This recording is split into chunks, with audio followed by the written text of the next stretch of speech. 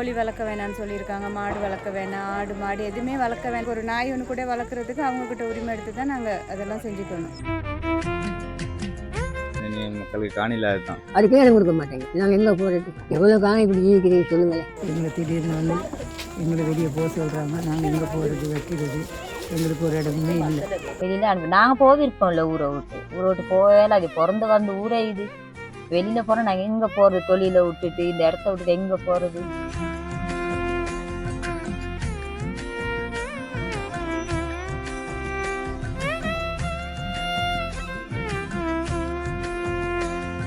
சல்லி இருக்காது. இதை கொடுத்துட்டு வீட்டுக்கு சாமான வாங்கிட்டு மிச்ச சல்லியை வச்சுட்டு தான் போகணும். சேர்த்துட்டு தான் வருவாங்க. கஷ்டமாக இருக்கா? நான் படித்த எங்கள் அப்பா நல்லா பார்த்துக்குவேன். வேலைக்கு போட மாட்டேன். கஷ்டம்தான் படிக்கிறது, பெரிய கஷ்டம். இந்த ஊரில் இருந்துக்கிட்டு படிக்கிறது. அப்புறம் கரண்ட் இருக்கவும் இல்லை. ரெட்நூல் நேர்கள் அனைவருக்கும் வணக்கம். தோட்டங்களிலே பணிபுரிவதற்காக இன்றைக்கு 200 வருடங்களுக்கு முன்னர் இந்தியாவிலிருந்து ஒரு சமூகம் இலங்கைக்கு அழைத்து வரப்பட்டது. இந்த சமூகம் இப்போது மலையக சமூகம் என்று நாங்கள் அழைத்துக் கொண்டிருக்கின்றோம். இந்தியாவிலிருந்து அவர்கள் இலங்கைக்கு அழைத்து வரப்பட்டு இப்போது 200 வருடங்கள் பூர்த்தியாக இருக்கக்கூடிய நிலையிலே அது தொடர்பிலான பேச்சுக்கள் இன்று உள்ளூரிலும் சர்வதேச மட்டத்திலும் பேசப்பட்டு கொண்டிருக்கின்றது. அவர்கள் 200 வருடங்களாக வாழுகின்ற இடத்திலிருந்து வெளியேற்றுவதற்கான முயற்சிகள் நடந்து கொண்டிருக்கின்றன என்ற ஒரு தகவல் எங்களுக்கு கிடைத்திருக்கிறது. அதன்படி குருநாகல் மாவட்டம் இப்பாகமுவ பிரதேச செயலகத்துக்கு உட்பட்ட பத்தலகொட தோட்டம் என்று அழைக்கப்படக்கூடிய இந்த தோட்டத்துக்கு, இந்த ரப்பர் தோட்டத்துக்கு நாங்கள் வந்திருக்கின்றோம். அவர்களது வாழ்க்கை முறைமை, அவர்களது சமூக பொருளாதார நிலைமை தொடர்பாக ஆராய்ந்து அது தொடர்பில் உங்கள் முன் அறிக்கைகளை கொண்டு வருவதற்காக நாங்கள் வந்திருக்கின்றோம்.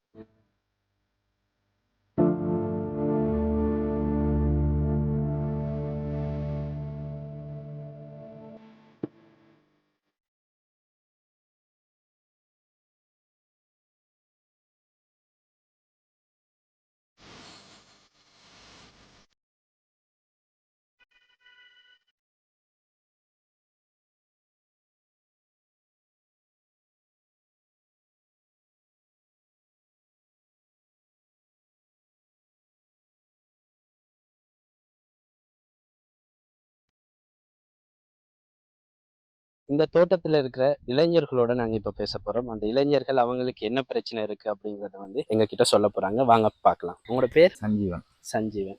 குமார், எவ்வளவு காலம் இருக்கிறீங்க? நாங்க ஒரு இப்போக்கி என் வயசு 33 வருஷம். 18 வருஷம். 18 வருஷமா இருக்கிறீங்க. சரி, என்னென்ன பிரச்சனை எல்லாம் இந்த தோட்டத்துல இருக்கு? உங்களுக்கு தொழில் பிரச்சனை எல்லாம் இருக்கா இல்லையா? கடைங்க ஒரு கூலி வேலை செய்யறீங்க. நாங்கள் இங்கே தான் பதிஞ்சாகி இருந்தோம். தோட்டத்தில் பால் வெட்டிக்கிட்டு பிள்ளைங்க 3 வச்சுக்கிட்டு. பால் வெட்டின தம்பி இப்போ பென்சர் எடுத்துருக்கேன். எனக்கு கேன்சர் ஆகியிருக்கு. வீட்டில் தான் இருக்கிறேன். பிள்ளைங்க தான் என்னை பார்க்குது. இந்த ஊர்ல இன்னும் பிரதான பிரச்சனை மக்களுக்கு காணில அதுதான். காணி தான் முக்கியம். காணி பிரச்சனையை தவிர வேற ஒரு பிரச்சனையும் இல்லையா? எங்களுக்கு டாய்லெட் வசதி இல்லை, தண்ணி வசதி கொஞ்சம் குறவு. எல்லாம் மழை பெஞ்சு எல்லாம் ஒழுகும். காணி தான் பிரச்சனை பார்த்து இருக்கும். அதுவும் பிரச்சனையா இருக்கு. இங்க இருக்கிற ஒரு இளைஞர்களுக்கும் இந்த தோட்டத்துக்குள்ள வேலை இல்லை. வெளியில தான் வேலை. காலைல போனால் அதுக்கு தான் வருவோம். எங்க வேலை செய்றீங்க நீங்க? நான் இது முதிர்ந்து வெளியே தான் வேலை செய்கிறேன். நாங்கள் காணி சுத்தம் பண்ணணும். காணி சுத்தம் பண்ணோன்னே உங்களுக்கு காணி கொடுக்க கேளாது.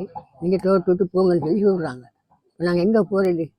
எங்கே இருக்கிறது? அதனால இந்த காணி எங்களுக்கு வேணும். காலைல போயிட்டு அன்றைக்கு வர எங்களுக்கு வீடு வசதி ஒன்றுமே இல்லை. ஒரு காமரால தான் இருக்கும். எத்தனை பேர் இருக்கிறீங்க உங்களோட குடும்பத்தை? பிள்ளைங்க 4, நாங்கள் 2 பேர், 6 பேர் தான் இருக்கோம். 6 பேர் இருக்கிறீங்க. 6 பேர் ஒரு ரூம்ல தான், ஒரு வீட்டில் தான் இருக்கோம். பெரிய பிள்ளைய கல்யாணம் முடிச்சிருச்சு.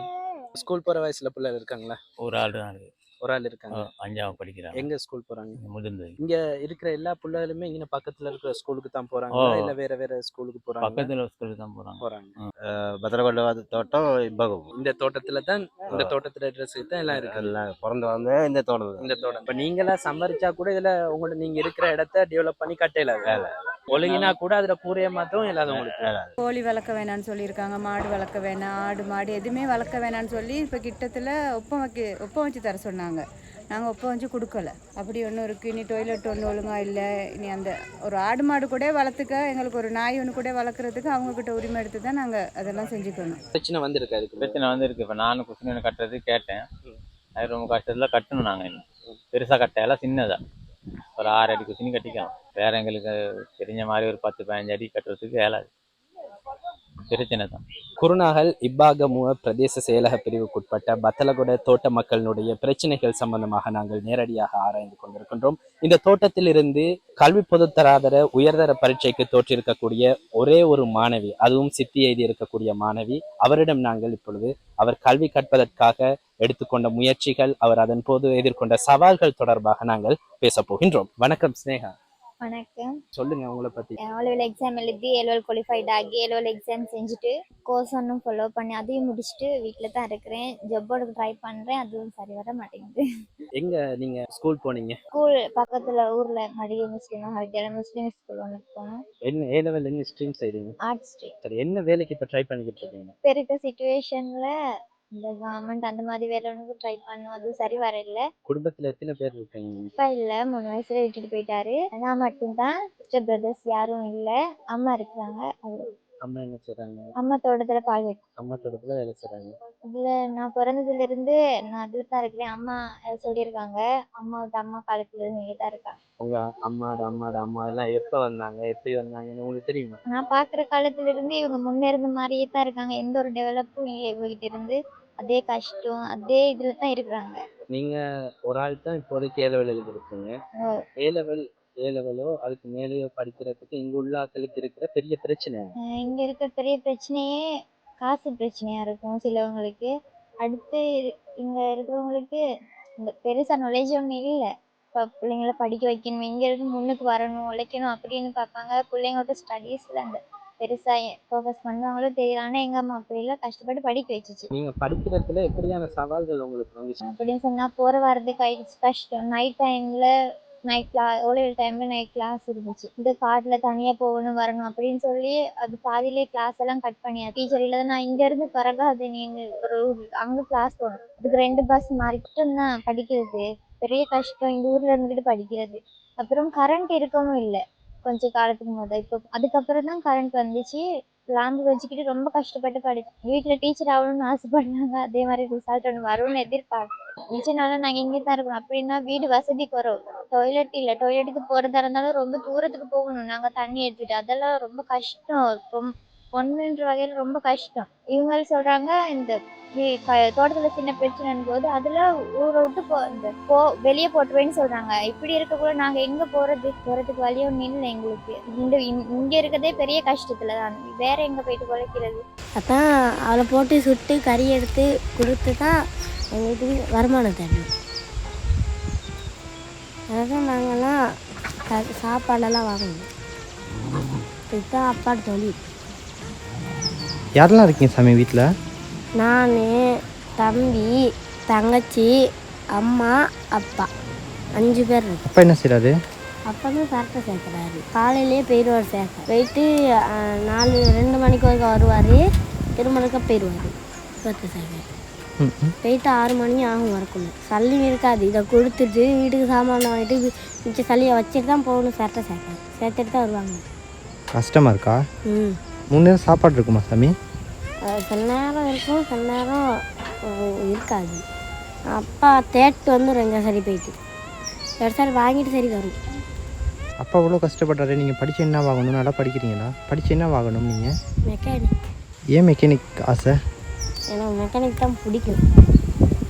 படித்து அப்பாவை நல்லா பார்த்துக்குவீங்களா? ஆமாம், நான் படித்து எங்கள் அப்பா நல்லா பார்த்துக்குவேன். கஷ்டம் கொடுக்க மாட்டீங்களா? இல்லை, வேலைக்கு போட மாட்டேன். சினேகாவோட வீட்டுக்கு வந்திருக்கிறோம். இப்போ நாங்கள் சினேகாவோட அம்மாவோட பேச போகிறோம். சினேகாவும் பேசுவாங்க. அவங்க எப்படி இந்த இடத்துல இருந்து படித்தாங்க, இன்னும் என்னென்னலாம் எதிர்பார்த்துட்டு இருக்காங்கிறத அவங்க இப்போ உங்களுக்கு சொல்ல போகிறாங்க. அம்மா உங்களோட பேர் சொல்லுங்கள். பேர் பரமேஸ்வரி. வயசு 40. எவ்வளோ காலமாக இங்கே இருக்கிறீங்க? பிறந்ததுன்னா அம்மா பிறந்ததும் இங்கே, நான் பிறந்ததும் இங்கே, என் மக பிறந்ததும் இங்கே. நான் அம்மா விளைஞ்ச மாதிரியே தான் நானும் இப்போ வேலைக்கு 21 வருஷம் தோட்டத்துக்கு வேலைக்கு இந்த தான் வேலை செஞ்சு மகளையும் படிக்க வச்சு ஏலவர் எழுதி போயிருக்காங்க. அவங்க வருஷமா இந்த வேலையை செய்யுங்க? 20 வருஷமா வேலை செய்யறாங்க. இந்த காணி பிரச்சனை சுற்றி வெளியே போடேன்னு இருக்காங்க. காணினா நாங்கள் இடம் கண்டு பிடிச்சோம் தானே, எங்களுக்கு இதுக்குள்ளே இருக்கலான்னு சொல்லி வருஷ காலம் இது உள்ளுக்கே தானே நாங்கள் இருக்கோம். அது சுற்றி இப்போ மக எல்லாம் கஷ்டம் எல்லாம் இருக்க மாட்டாங்களே இது உள்ளுக்காலே. ஆக்சுவலி வெளியில் ஒரு இடம் ஒன்று பார்த்துக்கிட்டு அதில் வீடு ஒன்று கட்டிக்கிட்டு போகிற அளவில் தான் இப்போ இருக்கோம் நாங்கள். இப்போ நான் ஒரு சின்ன வீடு ஒன்று கூலிக்கு எடுத்துக்கிட்டு அதில் தான் பிள்ளைங்களை வச்சுக்கிட்டு இருக்கிறேன். நான் எந்த இதுவுமே எங்களுக்கு எப்பயுமே வந்து செஞ்சு தர மாட்டாங்க. ஏன்னு சொன்னால் இப்போ எத்தனையோ வருஷமாக நாங்களும் போராடணும், எங்களுக்கு காணி ஒரு துண்டு தாங்க, வீடை கட்டிக்கிறோம் அப்படின்னு சொல்லி. அப்படி இல்லைன்னா இந்த வீட்டை சரி எங்களுக்கு செஞ்சு தாங்கன்னு சொன்னோம், செஞ்சு தரல. இதில் தான் 3 பிள்ளையும் வச்சுக்கிட்டு இதிலே தான் சமைச்சு சாப்பிட்டுக்கிட்டு இதிலே தான் இருந்தோம். ஸ்னேகா என்ன இங்கே இருக்கலாமா வெளியில் போகலாமா? இங்கும் இருக்கலது வெளியிலையும் போகலது. அப்படியா? என்ன செய்ய போறீங்க இப்போ? இனி அவங்க நமக்கு காணி எடுத்து கொடுத்து தான் ஆகணும்.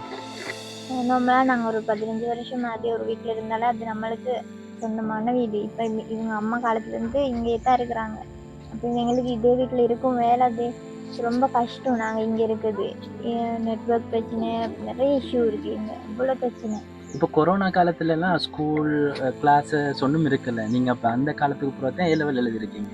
அப்போ எப்படி படிச்சீங்க? ஆன்லைன் கிளாஸஸும் இல்லை, எப்படி படிச்சீங்க? இந்த ஆன்லைன் கிளாஸ் போனோம், அதுவும் நெட்வொர்க் பிரச்சனை. இதே 4 மணி கிளாஸ் இருந்தாலும் வெளியே வரணும், வெளியும் சில டைமில் கவரேஜ் இல்லை, அந்த மாதிரி நிறைய பிரச்சனை இருந்துச்சு எங்கள் படிக்கிற காலத்தில். நம்ம இந்த ஊரை விட்டு போக சொல்கிறாங்க தானே? ஊரை விட்டு போக சொல்லுன்னு சொன்னால் அவங்க வெளியில் அனுப்புகிறேன்னு சொல்கிறாங்க எங்களை. வெளியில் அனுப்பு நாங்கள் போயிருப்போம்ல ஊரை விட்டு போகவே அது பிறந்து வந்து ஊரே இது. வெளியில் போகிறோம், நாங்கள் எங்கே போகிறது? தொழிலை விட்டுட்டு இந்த இடத்த விட்டுட்டு எங்கே போகிறது? திடீர்னு எங்களுக்கு போயிட்டு வேறு இடத்துல போயிட்டு ஒரு வீடு ஒன்று கட்டிட்டு திடீர்னு போவையும் கஷ்டம். போவேல அது அப்படி பிள்ளைங்களையும் வச்சுட்டு கஷ்டம். நிறைய பிள்ளைங்க அப்படி கஷ்டப்படுதுங்களே, படுப்புக்கு கரைச்ச வேலை வெட்டி இல்லாமல். இந்த கொரோனா டைம்லாம் அவ்வளோக்கு வேலை கஷ்டம். இப்போ நானாலும் பிள்ளைய வச்சுட்டு சமாளிச்சுட்டு இந்த இருக்கிற ஆம்பளை ஆட்கள் கூட ரொம்ப கஷ்டம் வேலைக்கு. அவ்வளோ கஷ்டப்படுறாங்க இதிலேருந்து, இந்த ஊரில் இருந்துக்கிட்டு. மிச்ச பேருக்கு தோட்டத்தில் வேலை இல்லை, கொஞ்சம் பேருக்கு தான் வேலை கொடுக்குறாங்க.